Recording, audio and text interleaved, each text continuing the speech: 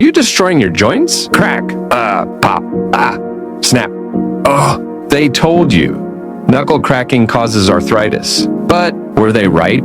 The truth revealed. Good news. Science says cracking your knuckles does not cause arthritis. It's actually gas bubbles popping in your joints.